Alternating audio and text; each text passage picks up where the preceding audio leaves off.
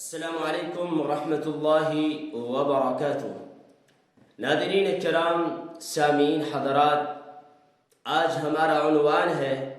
کہ محرم الحرام کے مہینے کے روزے کتنے ہیں اور کب کب رکھنے ہیں، اور عاشورہ کا روزہ کب سے اور کیوں رکھا جاتا ہے۔ بخاری شریف کی روایت حدیث نمبر 1865، عن ابن عباس رضی اللہ عنہما قال، حضرت عبداللہ ابن عباس فرماتے ہیں کہ رسول اللہ صلی اللہ علیہ وسلم جس وقت مدینہ منورہ تشریف لائے تو آپ نے دیکھا کہ یہودی عاشورہ کے دن کا روزہ رکھتے ہیں۔ فقال، تو آپ نے فرمایا، ما ھذا، یہ کیا ہے؟ یہودیوں نے جواب میں کہا، ھذا یوم صالح، یہ ایک مبارک دن ہے، کیونکہ اس دن اللہ تعالیٰ نے موسیٰ علیہ السلام کو ان کے دشمنوں سے نجات دی تھی،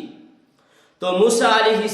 السلام نے خوشی کے طور پر اس دن کا روزہ رکھا تھا۔ تو آپ نے جواب میں فرمایا وَأَنَا أَحَقُّ، میں زیادہ حقدار ہوں بموسیٰ، موسیٰ علیہ السلام کے لیے کہ میں اس دن کا روزہ رکھوں۔ فصامہ، تو آپ نے اس دن کا روزہ خود بھی رکھا، وَأَمَرَ بِالصِّيَامِ، اور اس دن کے روزہ رکھنے کا صحابہ کرام کو حکم دیا۔ اسی دن سے عاشورہ کے دن کا روزہ رکھا جاتا ہے۔ مسلم شریف کی روایت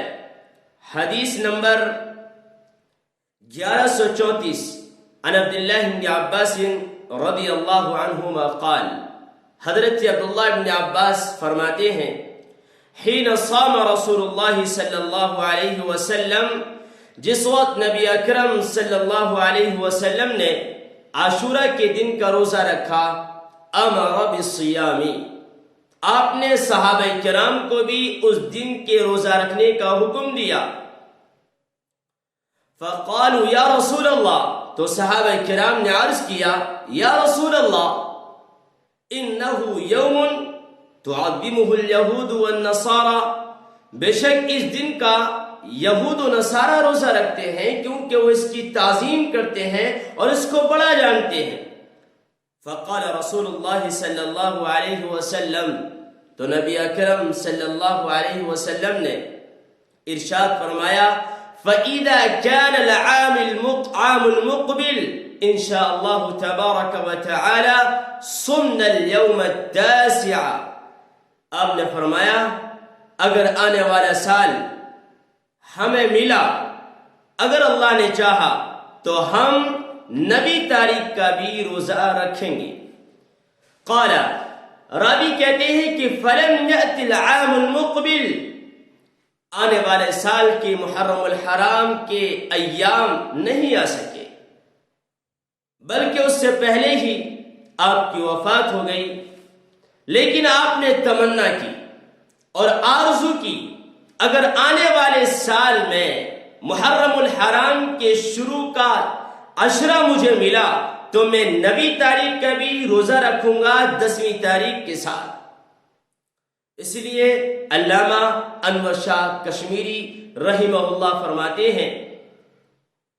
کہ محرم الحرام کے روزوں کی 3 حالتیں ہیں۔ نمبر 1، 9، 10ویں، 11ویں، تینوں دن کا روزہ رکھنا چاہیے اور یہ افضل صورت ہے، 9 تاریخ کا بھی، 10ویں کا بھی اور 11ویں کا بھی۔ اور پھر انہوں نے فرمایا کہ 9 کا اور 10ویں کا، یا پھر 10ویں اور 11ویں کا، اس طرح روزہ رکھنا یہ دوسری حالت ہے، اور یہ دوسرے نمبر پر ہے فضیلت کے اعتبار سے۔ اور نمبر 3، صرف 10ویں تاریخ کا روزہ رکھنا یہ تیسری حالت ہے، اور فضیلت کے اعتبار سے اس کا مقام تیسرا ہے۔ پہلا درجہ یہ ہے کہ 9، 10ویں، 11ویں تینوں کا روزہ رکھا جائے، اور دوسرا درجہ فضیلت کے اعتبار سے یہ ہے کہ 9 اور 10ویں کا، یا پھر 10ویں اور 11ویں تاریخ کا روزہ رکھا جائے، اور تیسری حالت فضیلت کے اعتبار سے یہ ہے کہ صرف اور صرف 10ویں تاریخ کا روزہ رکھا جائے۔ اگر ہمارے جسم میں طاقت ہے اور قوت ہے اور ہم روزہ رکھ سکتے ہیں تو ہمیں چاہیے کہ ہم نبی کا بھی رکھیں، 10ویں کا بھی رکھیں اور 11ویں کا بھی رکھیں، اور اگر اس سے کم ہے تو ہم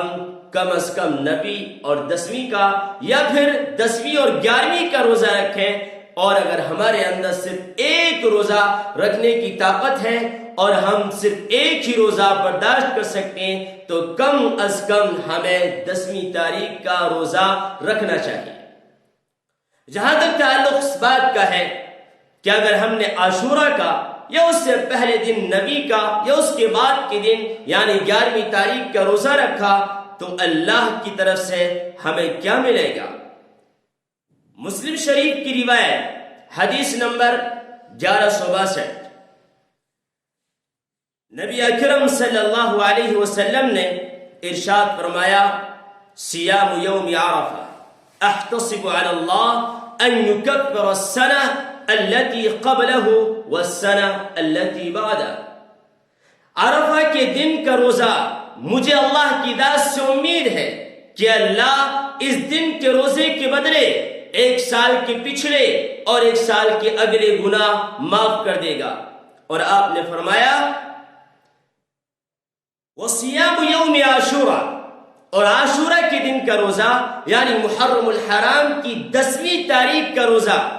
احتسب علی اللہ مجھے اللہ کی ذات سے امید ہے،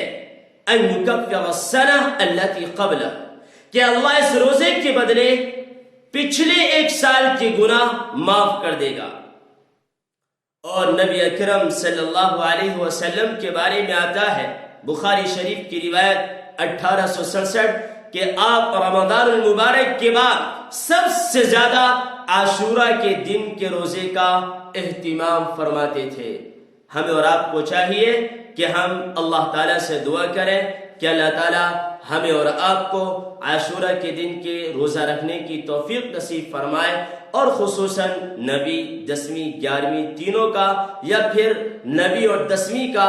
یا 10ویں اور 11ویں کا یا پھر خاص 10ویں تاریخ کا روزہ رکھنا چاہیے۔ بہتر یہ ہے کہ ہم تینوں دن کا رکھیں، نبی 10ویں 11ویں، اور اس سے کم بہتر یہ ہے نبی 10ویں یا پھر 10ویں اور 11ویں، اور اس سے کم بہتر یہ ہے یعنی سب سے نیچا درجہ کہ صرف اور صرف